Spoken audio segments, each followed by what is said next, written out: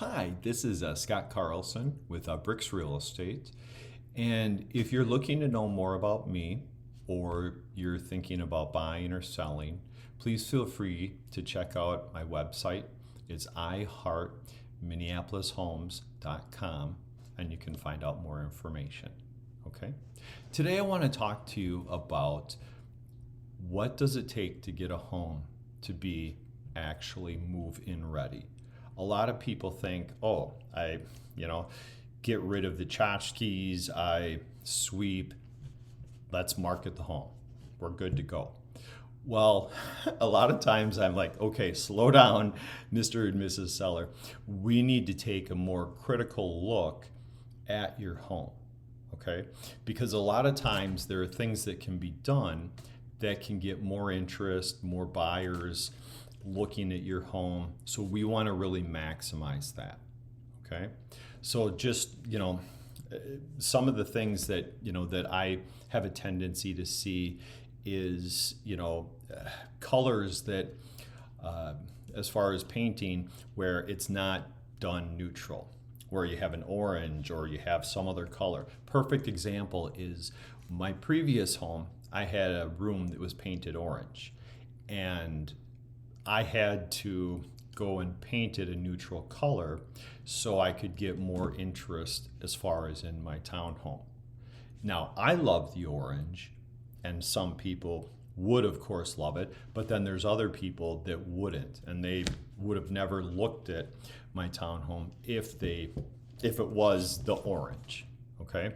You also have where, your yard, if it could use a fresh coat of mulch. You have, the toilet handles. Does, for the toilet paper, is that loose? Does that need to be tightened? What about cracked tile? Does that need to be replaced? You also have, burnt out light bulbs. Go through, make sure that all the light bulbs are working, especially in the hard to find places. So that's going to really stand out. Also, cobwebs in closets. You really want to take care of stuff. Shampooing carpets. That's always a great thing to do before you list your home, because it's going to take care of any, pet dander or any, potentially any spills, stuff like that. So it's going to really help show your home in the best light. Okay, you walk through the yard, walk through your home, and just kind of look at that. Okay, now another thing is that when you're thinking about it, a lot of buyers are going to come in when they take a look at your home. They're either going to make a mental note, or they're going to actually bring in a pen and piece of paper, and they're going to actually take a physical note, and they're writing down all the things that they're going to have to either repair, replace, fix themselves, or have somebody else do it, and then they pay them. Okay, so the thing is, if the laundry list gets too long, they're just gonna write that whole house off, no matter how beautiful the home is, because they don't want to take on all that extra work, that extra expense.